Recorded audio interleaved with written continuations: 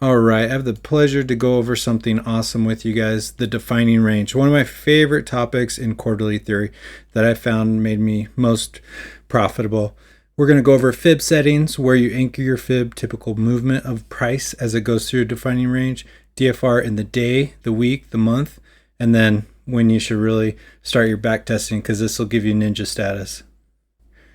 All right, so going over the defining range, this is the intraday defining range for today. I've actually got a indicator I created. You can get the link to it to get access through the comment section. And I want to show you here, we have Fib alerts. We have alerts on the defining range because typically the high and the low of the day will be at certain levels of the defining range. I'm going to show you guys how to plot that. You're going to start your plot in the Asian range, so within Q1. And within Q1, you're going to break out the first quarter into 3 parts. And to get the defining range, you don't care about the first 1/3 of the section. And if you look at price action today, it actually extended far beyond the top of the defining range. Normally, you're just going to look at +2 and +2.5 projection off of the last 2/3 of price action in the Asian range, project to +2, +2.5, and -1 and -1.5. On a typical bearish day, you're going to see that price gets down to -1 and -1.5. You're going to see bounces in the Asian range. Typically on bullish days, you're going to want to buy within the defining range or under it. That'll give you the best price action or best value. Now, when you're over it, you're going to look for potentially retracements back into the defining range, which we did find some shorts there, and it came back into the top side of the defining range where it would project for a bullish day. Now, normal bearish day will come down to -1, -1.5. Okay, and I'm just going to show you kind of how to create the defining range on your own. Okay, so let's do that. So what we're going to do is we're going to break out from, well, actually right now what we're going to do is show you the defining range for the week, because today being Monday, that is Q1 of the week. You can get the defining range for the intraday price action, the week's price action, the month's price action. So here we go. We have the top and the bottom of the final 2/3 of Q1. That's all we care about. You get rid of the first 2/3. Don't care about that. You throw it in the garbage. So you project from the top of the price action, the top of the wicks, to the bottom of the wicks, and then you project to 2 +2, +2.5, and -1 and -1.5. So that's typically where price will gravitate towards, and for the highs and the lows of the week, depending on if we're bearish or bullish. Some weeks will actually hit both sides, and this is what I typically do. I'll box out a rectangle, and I'll typically mark it saying, this is the defining range positive or the defining range negative for the week. Okay, and then I'll set alerts. So now the cool thing about my indicator, access is in the comments below, is that you're going to be able to set alerts for that area. So basically, if you really want to buy the dip, you might want to set alerts for the bottom. And if you want to go towards the high end and take profit, you can set alerts for the top to take profit. Now, what I'm showing you here is that today we had monthly cycle sequential SMT. Typically, if you look at Q4 to Q1, like say Friday to Monday or last week to this week, on your defining range day when you're in Q1, it's going to give you a hint of where price will gravitate. So I'm assuming that this week will gravitate towards the bottom to get the lower end of the defining range, and it might be an area to just buy the dip because we've been so bullish over the last few weeks, or it might be an area to take profit if you're in shorts. Potentially we could go beyond it, but we might retrace and come back in it. And I'll show you examples of when we hit the low of the defining range and bounced, or when we hit the high of the defining range and then retraced. You can extend above it, and typically it'll come back into like an equilibrium. You can extend below it, and then typically it'll come back into an equilibrium. You might want to look for SSMT down there. So say YM hits the low end of its defining range, or DFR for short, you might want to set an alert, and if you notice SSMT, you might look there for an area of interest for finding SSMT, and then get your retracement to come back into the range for longs. So this is how I typically mark it out. DFR plus plus for the week. That's our positive reach. DFR minus minus for the week. So recently this guy Aura, he posted a question, what's the defining range? How do you use it? I wrote down that I have a document on it, and here's the link to my Google Doc. If you can find this tweet, then go ahead and do that. You can have access to my Google Doc for how to do the defining range settings and kind of how price action works. So let's just go through that real quick. So in this Google Doc, we have defining range AKA DFR. It comes from quarterly theory. Here's an intraday example where the DFR low and high was hit or close to it. So it's a projection of where price might reach and or reverse in the day or the week, depending on the time frame you're going off of. Here are the Fib settings. So the Fib settings are for what you're going to anchor the top and the bottom of the last 2/3 of the quarter one. You're going to anchor and project to +2, +2.5, -1, -1.5. Where to anchor each day, break out the Asian session or Q1 into 3 equal parts. The DFR has been awesome for me to get an idea of what liquidity we might reach to.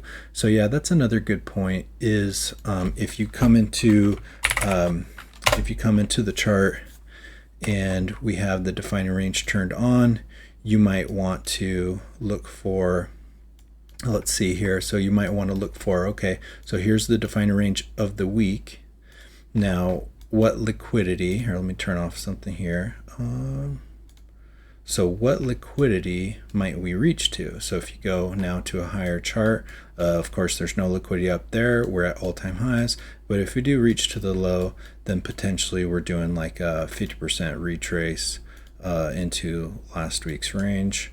And that might be kind of all you get, right? It might be an area to buy the dip, if you know what I mean. So let's keep going through that. So also, let me show you the settings on how to anchor the get the 3 parts breakdown for quarter one. So the 3 parts breakdown is 0, 1, 0.333, and 0.66. So now if you're going to do this, you're not going to care about the first quarter at all. So get rid of that. Do not care about that.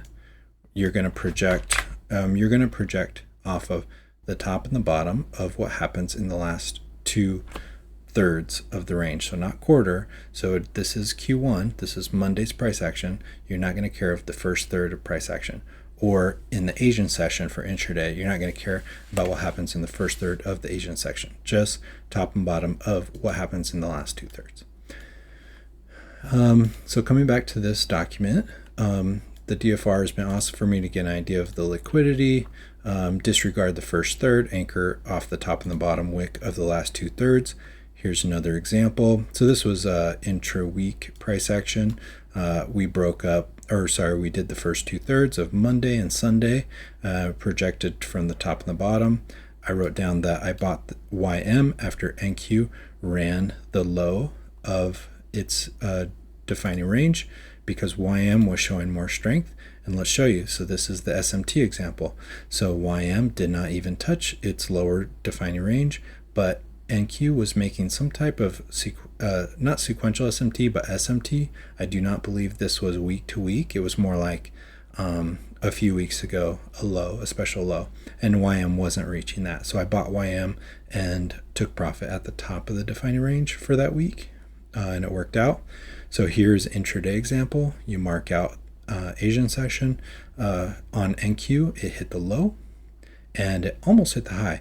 That's a little more rare. Some days do go, and some weeks go from bottom to top. That's more rare. It happens. If you look at my X, I do have examples of that where I've tweeted about that.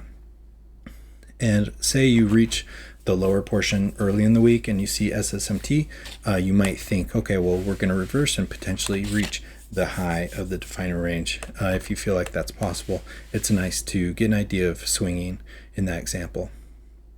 So intra-week example, you can do it for the week. Break Monday into 3 equal parts, projecting off the last 2/3 of the Monday range, high-low.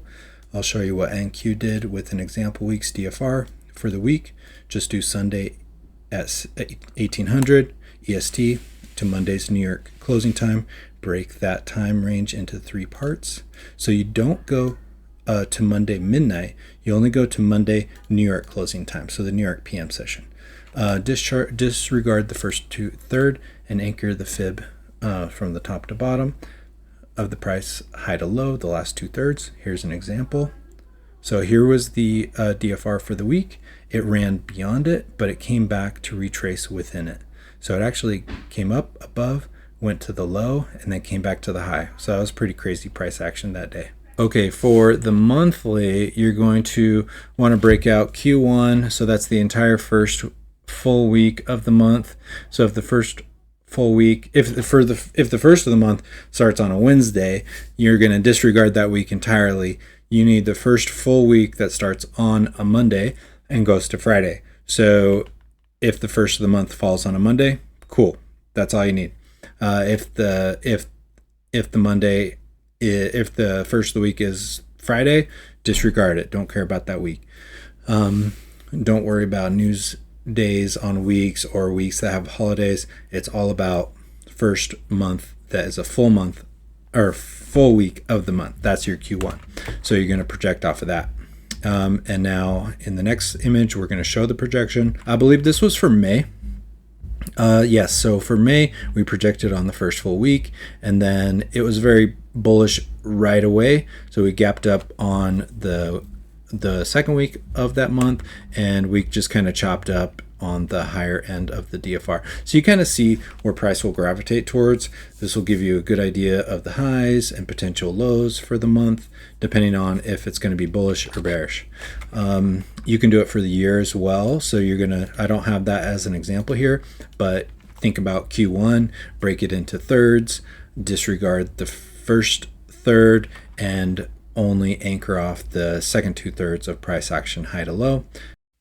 Let's go ahead and show you how to project the defining range for the year. So once again, we're back at Q1. We're going to put the Fib Time setting to break out the last 2/3. We're going to project from, now this one, I'm not going to include this candle because it's beginning at Q2. So we only want to include price action up until the end of Q1. So I'm going to anchor it here to the top, which is here. All right, so now for the year, you're now projecting, and I'm going to add something here. So let me project the opposite direction. So here to here. Okay, and now let's change this to show you typically the year. 2 and 2.5 are, if you do your backtesting, it's quite difficult to reach the 2 and 2.5 area. So most likely the realistic reach would be about here. So this would be a realistic reach for 2026. And so during this April time when we first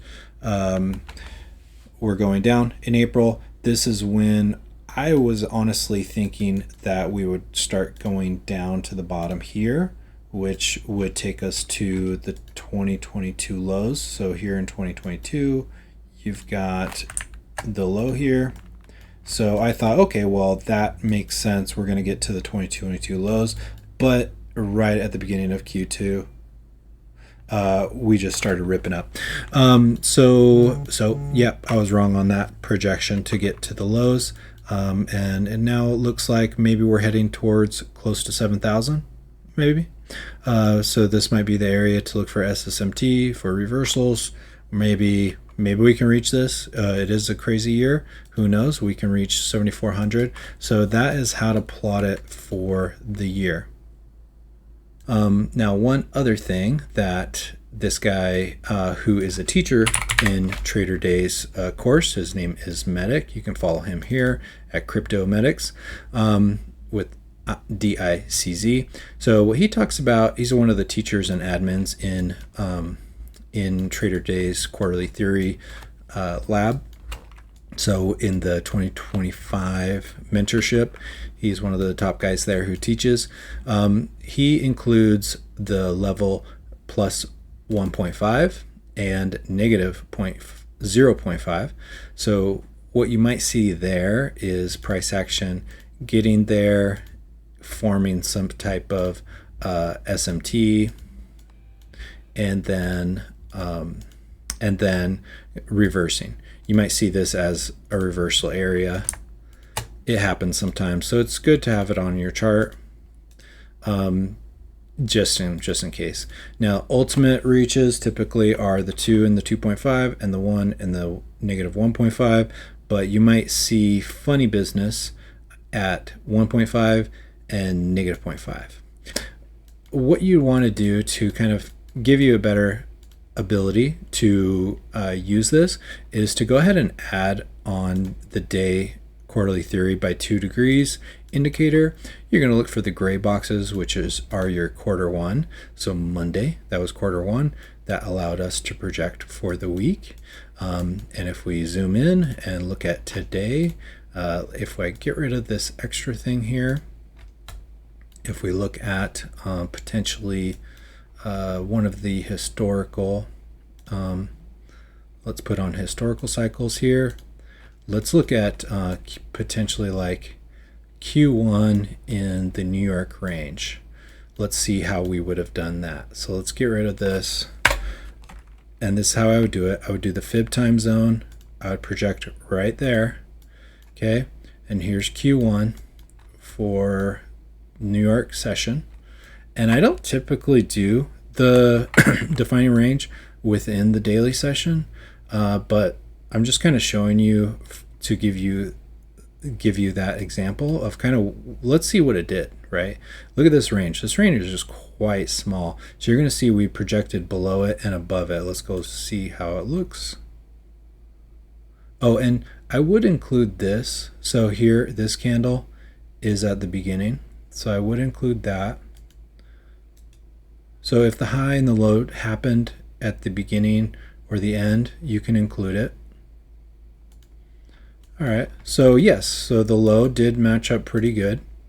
So this is what I would do. I'd box it up. I would say, okay, well, that's my DFR. And then this is the top. This is my DFR. Potentially you could take profit there, maybe keep runners. Now it went far beyond it. It eventually did come back in it, and then kind of bounced nicely in the New York PM session to get to the bottom of the range. I don't know why it did that. This kind of, that happens. Not typical, but typically you might just kind of do a little turtle soup swing above the DFR and then go to the positive area. So I do highly suggest backtesting this.